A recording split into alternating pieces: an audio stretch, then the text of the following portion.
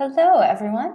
This is Alyssa for AOP Tech on YouTube, and I wanted to give you an introductory look into Permission Click today. Permission Click is a platform, a secure platform that allows for the creation of digital field trip forms or any kind of forms that you might use to collect data or information in your school building.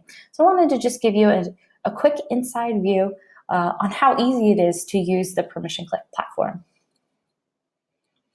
So I'm already signed into my Permission Click account on the free side of Permission Click, which for a lot of purposes for schools, it would be a great place to start.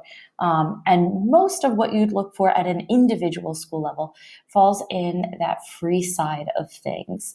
So let me take a look. I've already started a sample permission slip here. These would be where I'd list all the forms or have a list of all the forms that I created, or I could build a new form fresh by using the build button in the upper right-hand corner.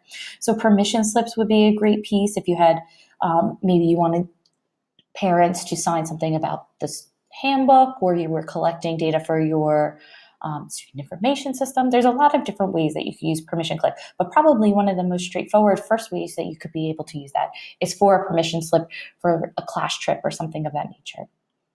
So I'm going to jump in.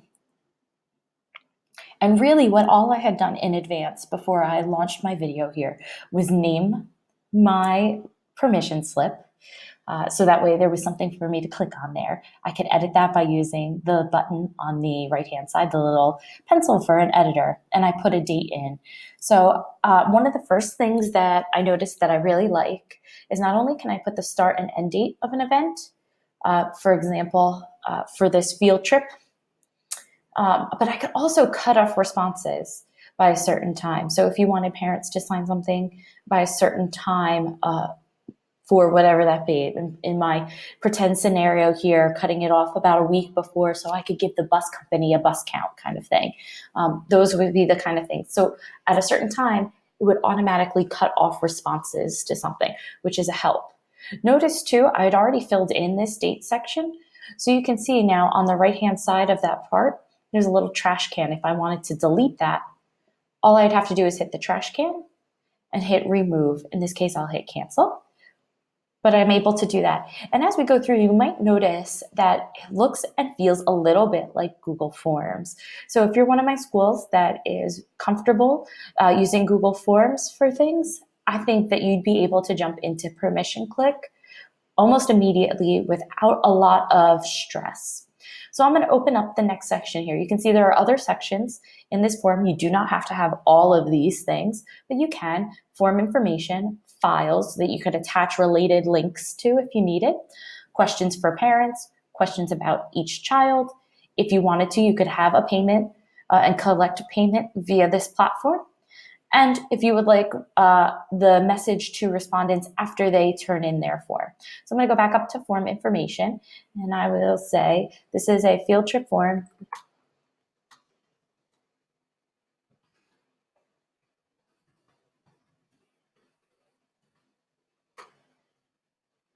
I'm just putting in field trip form for pumpkin patch trip. 100% that kindergarten is going to the pumpkin patch here. I could put in any information about that I'd like. Click away, and now I can see that that would be built in there.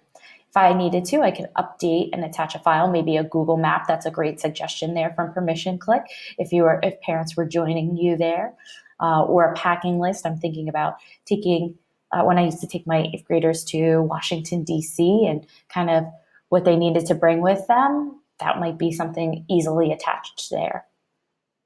I'm going to jump to questions for parents. So these are all the pieces of information that you want parents to fill out. So I'd select first, add a field to your form. And you can see there's a whole bunch of different types of fields. I can do it in a section, short answer, paragraph, yes or no, drop down, select multiple, date, time, a general note, phone number, or upload.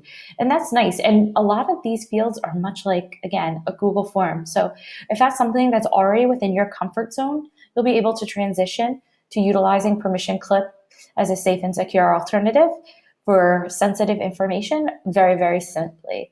So I'm just going to put short answer, and I'm going to put child's name,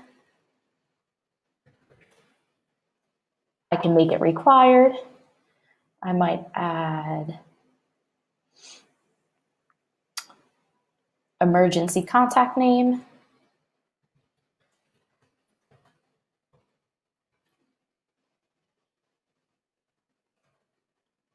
And I'm going to say emergency contact phone number.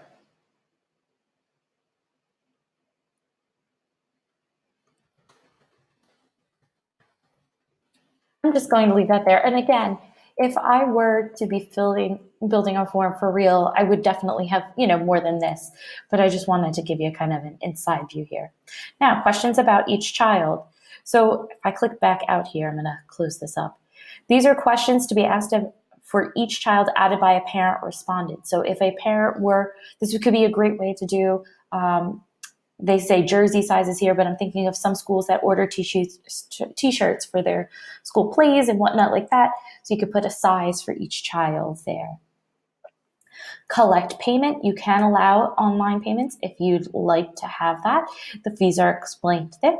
Or you might be just asking parents to send in the proper amount, and you could put that in the form information.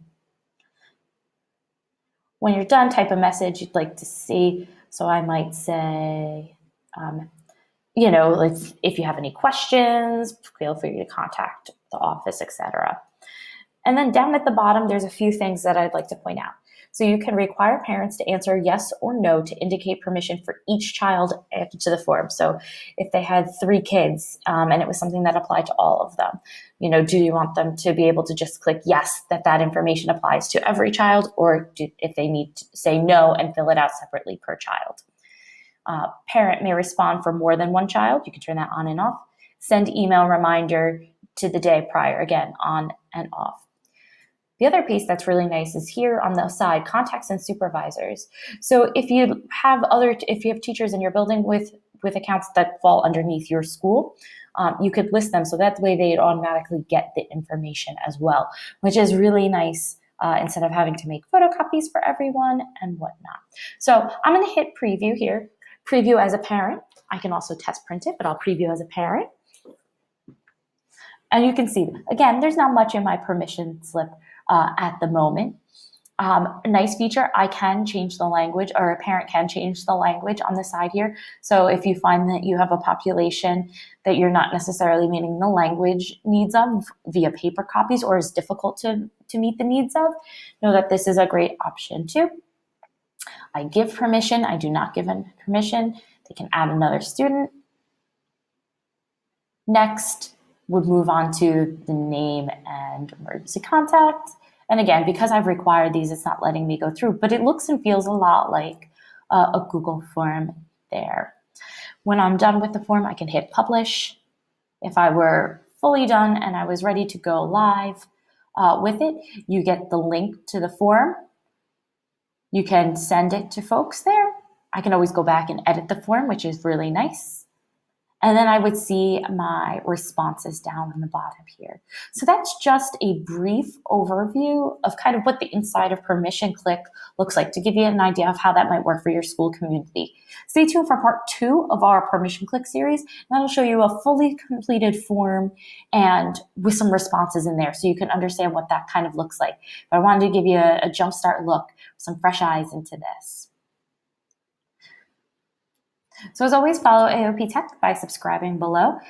The Permission Click Part 2 video should be out very soon as well.